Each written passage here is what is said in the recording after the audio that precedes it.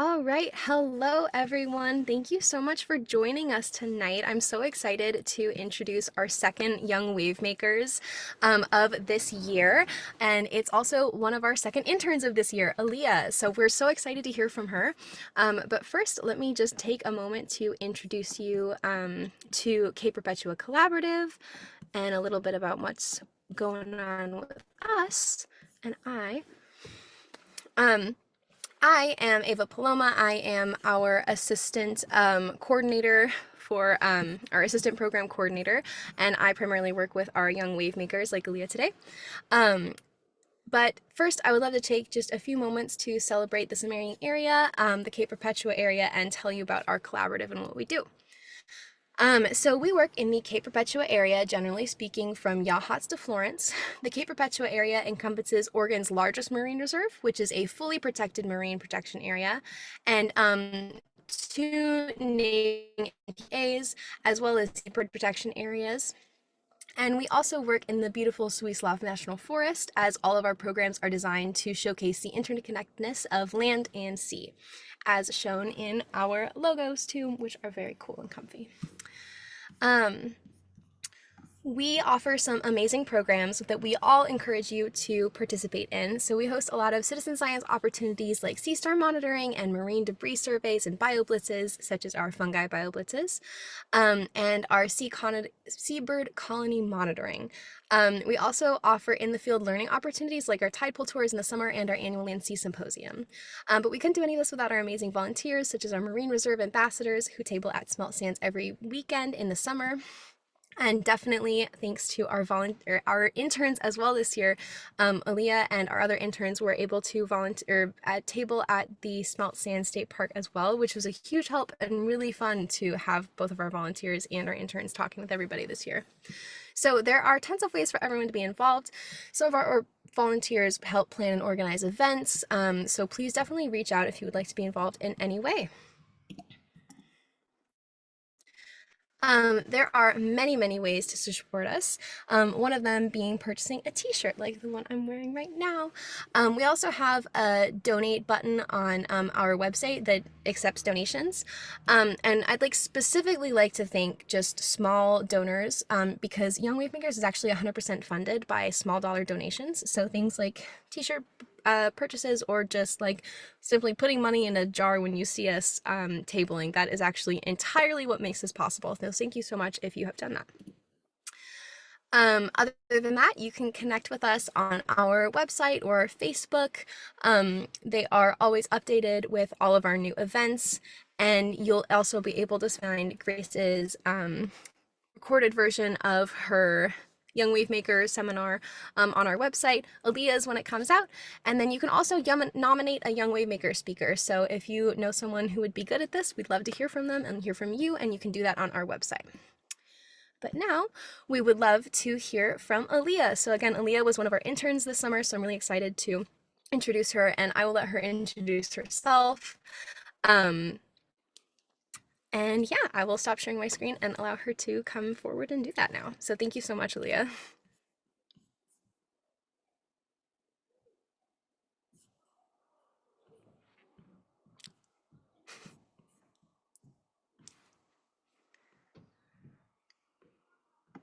Perfect.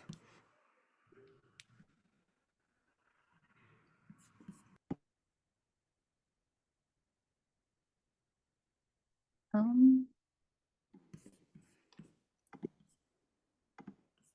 You okay with sharing your screen? it's okay, there we go.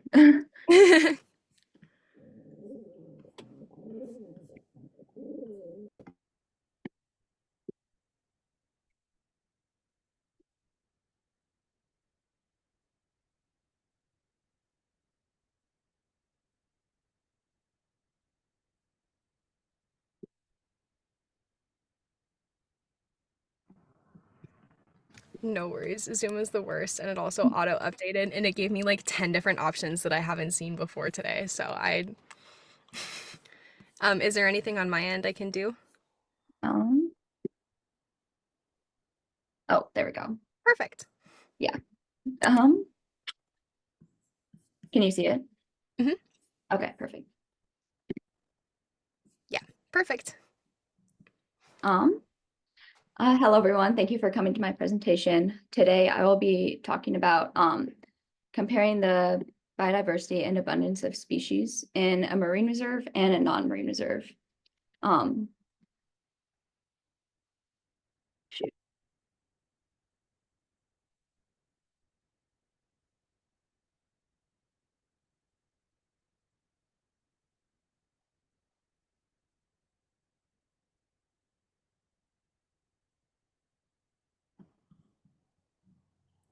It's okay if you need to mess with the screen sharing thing again. If it tends to give you a few different options on whether or not you can like see your speaker notes Oh, versus no, it just like won't let me switch slides.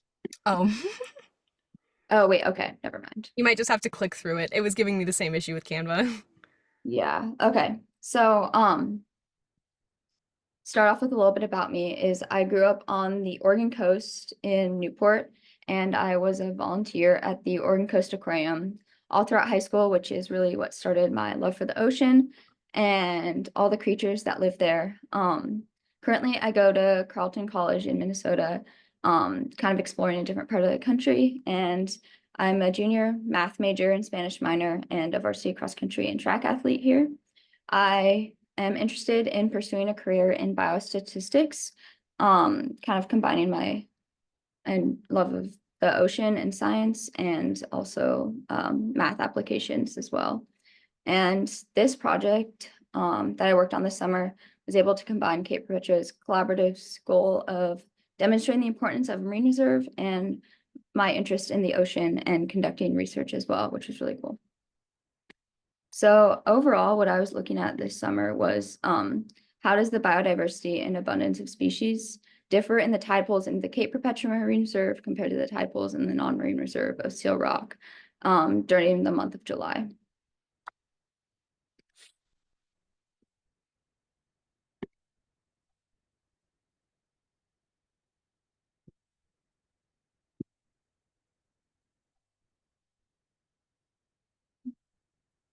Okay, so what I was looking at this summer were tide pools. And essentially these are created in rocky intertidal zones on the West Coast. They experience harsh conditions in the low tide, which is when you can go and look at them, such as sun exposure, low oxygen, and predators such as seabirds. Many of the creatures that are in these tide pools are latched onto the rocks, so you have to be very gentle with them. You can't really move them at all. And the high tides that come in where you can't really see, they're like under the ocean, that brings in lots of nutrients and plankton, which keeps the little ecosystems in the tide pools healthy. So I was comparing two areas this summer. The first was in the Cape Perpetua, and this is Cape Perpetua is a marine reserve, so ocean development and the removal of sea life are prohibited. This was created to conserve marine habitats and the biodiversity. And there's also a lot of upwelling, which creates productive areas for reproduction in Cape Perpetua. These are the three tide pools I chose if, in Cape Perpetua. So now for the second area, I was looking at Seal Rock, which is a few miles west up the coast, out of the marine protected area. So it's not a reserve or protected at all. There's public beach access. And but there is still lots of rock formations that create habitats for seabirds, seals, and sea lions, and is also home to many tide pools. And these were the three I chose for Seal Rock. They were pretty similar sizes overall to Cape Perpetua, because I was trying to kind of compare like similar sized tide pools in both areas. So for my data collection, I went twice a week to all three tide pools at Cape Perpetua and Seal Rock throughout the month of July, and I counted every different species I saw in each tide pool and how many in each tide pool there were. And I also took general observations of the conditions each day, if there was any abnormalities, which we'll get to later, and anything like that. So on July 16th, in Seal Rock, there was there was like a bit of a storm, I believe. And the ocean waves like crashed up onto the shore, and it kind of covered all the three of my tide pools in sand. So this was challenging because obviously this is very different compared to this, which is what they looked like a few weeks ago. So there's pretty much nothing there I could count, and it kind of skewed the data a little bit, but that's also just part of nature and what happens. And then July 18th, so Cape Perpetua, my second tide pool, was often covered in sea foam. So this was one of those days, and it made it a lot harder to count because what was in there, because if half of it was covered and I couldn't see in there. And then you can see in Seal Rock on this day, the tide pools were still pretty small. They weren't as abundant as they used to be. So ever since that day when all the sand covered them, it was never really quite the same size, which kind of was interesting to look at. Yeah. And in July 24th, there was upwelling, which I discussed earlier in the Cape Perpetua area. So upwelling is when deep cold water rises to the surface of the shore around the tide pool, and it makes for biologically productive areas around Cape Perpetua oceans, and the nutrient-rich water fertilizes the surface water up above by the tide pools. And it's able to increase like fish reproduction and just provides more life and nutrients to the creatures that are living in these tide pools. So the first species in specific that I looked at were the giant green anemones. You can see in these pictures. They eat small fish, snails, and other intertidal species, and they use their tentacles to stun prey. You can see right up here, if you're ever out tide pooling, you can like not touch in here. In the top right picture, the top sea anemone, you can see it's actually eating a piece of kelp, I believe. So that is like interesting because it's actually their mouth and their butt. So you can't touch them if you're ever out tide pooling in that area. But overall,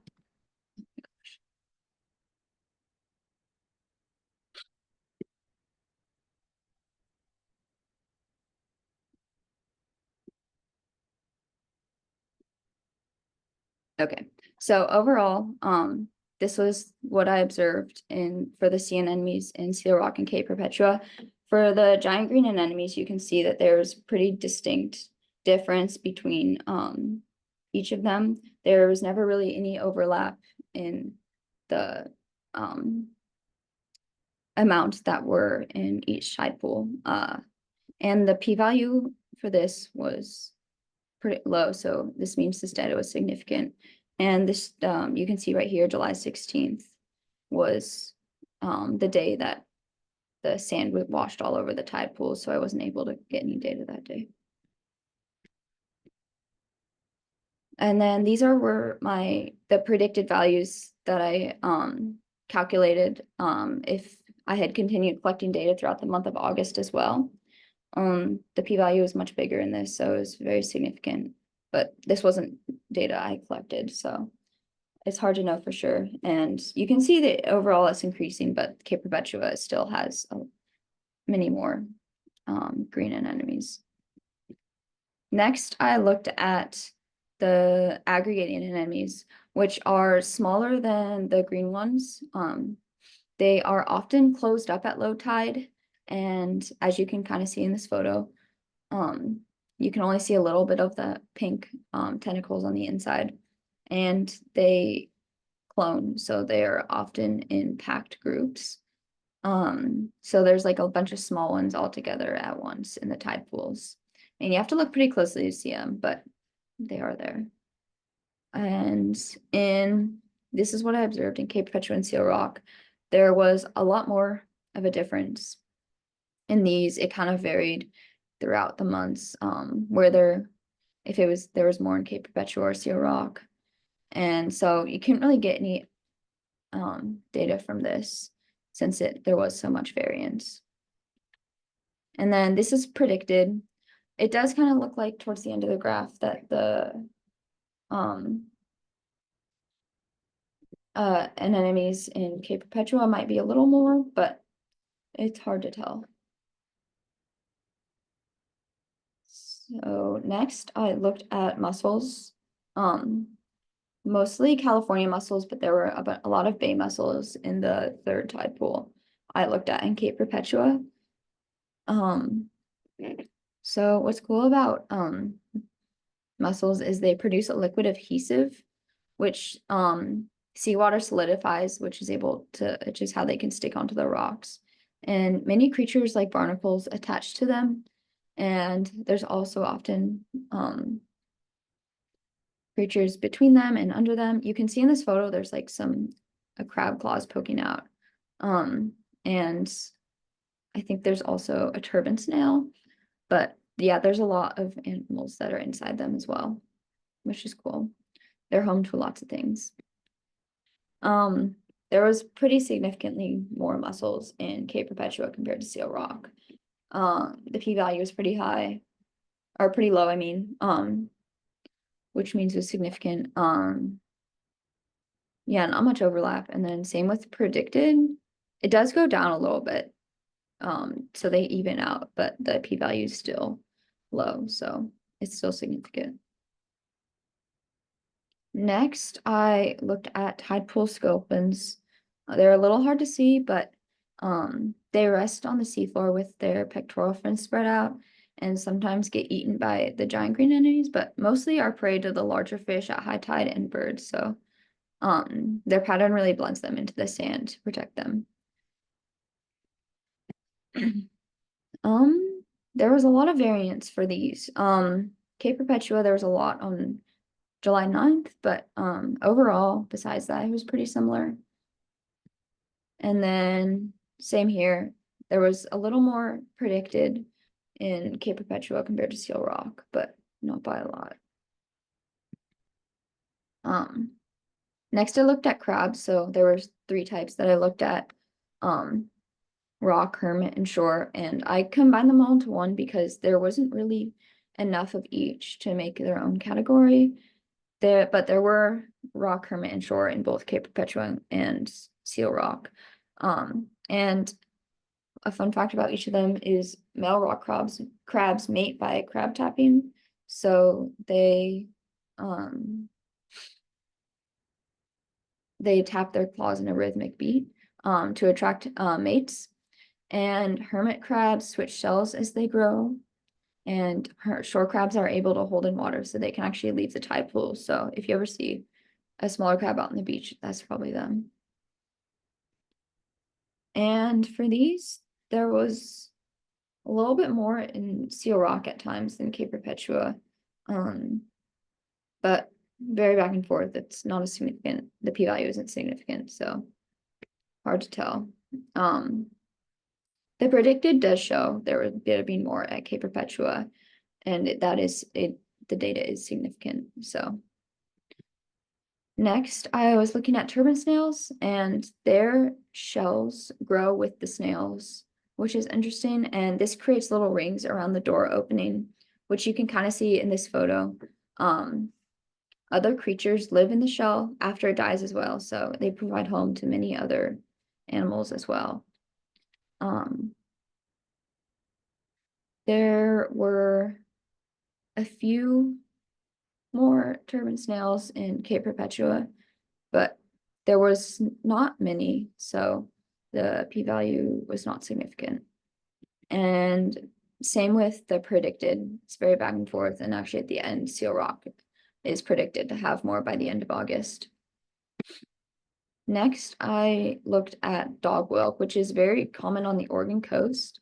they eat mussels and barnacles, so they're able to drill in and liquefy their food. So that's pretty harmful to the barnacles and mussels around. But it's pretty cool that they can do that. Because the mussel shells are pretty tough. So, and the dog whelk is pretty small. You can see it kind of next to the barnacles in this photo, but it's not big. So it's pretty interesting that they can do that. There was not a lot of dog whelk and seal rock. There was a lot more in Cape Perpetua. So the p-value was significant both, and the predicted values there show no, still show no dog whelk and seal rock throughout the month of August as well. So I did also see one sea urchin at Cape Perpetua for 1 week. They live in shallow pits, so animals often live under, and they eat kelp, which you can actually see in this photo. Kelp is, the sea urchin has the kelp by it. There was only one, so no, I wasn't able to make any graphs, but it is cool that I was able to find one. And unfortunately, there were no sea stars in my chosen tide pools. There were a lot at Cape Perpetua and Seal Rock. There were a lot at Cape Perpetua, and I saw 1 or 2 in Seal Rock in other tide pools in the surrounding areas. This photo was taken in Cape Perpetua, but the tide pools they were often in were closer to the ocean a little bit, and they were often bigger and deeper. But in Seal Rock, there weren't any tide pools that were that big, so it didn't really feel like I could have used one of those to collect my data from, unfortunately. But they move slowly along the rocks with their tube feet and eat mussels by prying them open, so you often find them by the walls near the mussels. And you can actually see them moving sometimes if you go to the Oregon Coast Aquarium. There's a tide pool station, and they are the volunteers there often like show you if they move or not. And so I did testing for all the graphs I did in the previous video. So if a p-value is less than 0.05, it means the result is statistically significant. So for the observed species, giant green anemones, mussels, and dog whelk were all significant. So that means that there was enough of a difference between Cape Perpetua and Seal Rock for it to mean that something in the habitat is causing the discrepancy between the two. And then for predicted species, giant green anemones, mussels, typal sculpins, and dog whelk were all significant as well. So if you want to count the data that is calculated, those would be significant for that. But overall, Cape Perpetua did have a higher abundance of tidal creatures compared to Seal Rock. We know for sure that we know from the month of July that giant green anemones, mussels, and dog whelk were different enough to be significant from a specific cause, like the protected marine area in Cape Perpetua could have been it, or it could have been upwelling or various other things.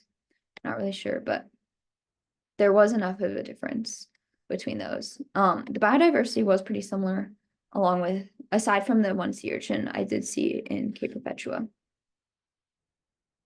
So there were a lot of limitations to this experiment. There was a pretty short time frame, only 1 month, and you really need a few years of data collection to see if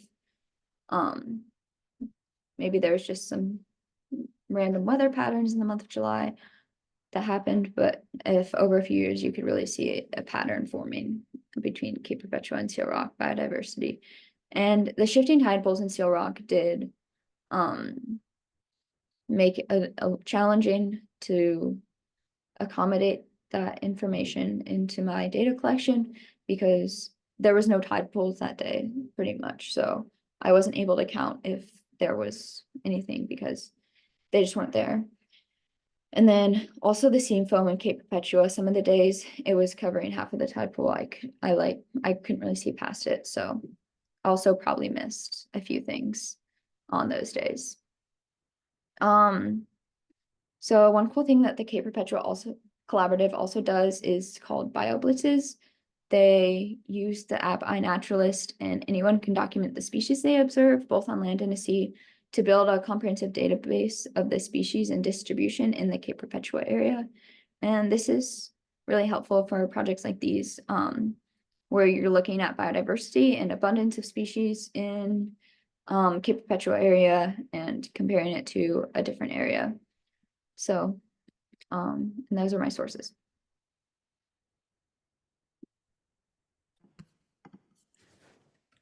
Great job, Aliya. Thank you so much. It was really great to see your presentation and have you.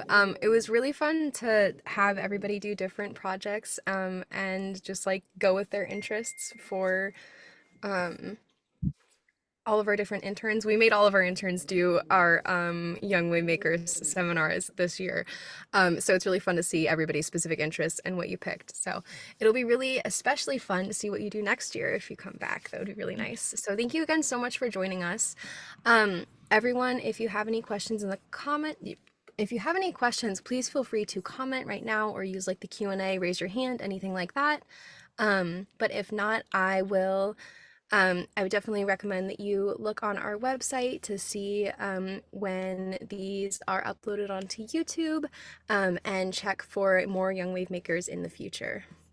But I'll give a few minutes just for questions since I don't want anybody to like frantically be typing and me end it right before you can ask.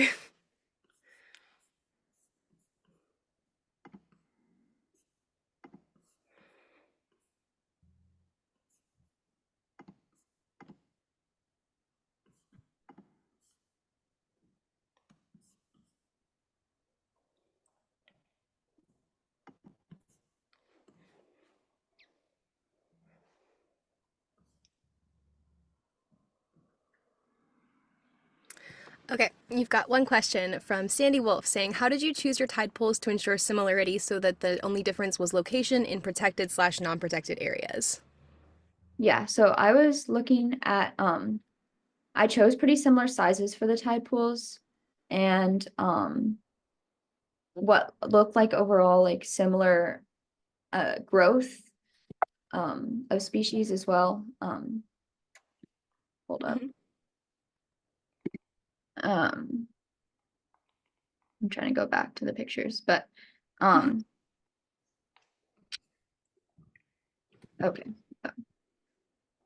And I also took the temperatures of the tide pools each week to see it to make sure the water was pretty similar. But yeah, oh, so in Cape Perpetua, you can see there was like a lot of kelp and different sea anemones and other creatures in these pictures. Well, I guess some of them are a little blurry, but you can see there was a few in that. And then my third one was a little less, just a few barnacles, and then same with seal rock. Is these the 2 and 3 were bigger and had similar barnacles and anemones, and then my first one in here was a little smaller and had a little less. Gotcha. If you were to do this again next year, do you think you would choose like a different tide pool area to compare, or do you think you would be like looking at the same things to get more of a span throughout the years? Um, I'm not sure. I might try to do a different area that maybe the tides or the tide pools wouldn't change so much, like Seal Rock. Um, but it would also be good to look at how it changes over the years as well. So I don't know. I'd have to think about that. Yeah. Well, perfect. Thank you again so much, Aaliyah, and thank you to Sandy for asking. Anyone else, definitely feel free to ask away now, but you can also definitely like email us any questions that you have after the fact, or go comment on YouTube and we can track Aaliyah down to answer your heart's desires. So thank you again so much for joining us, Aaliyah, and I hope everyone has a really good night. Thank you. Thanks.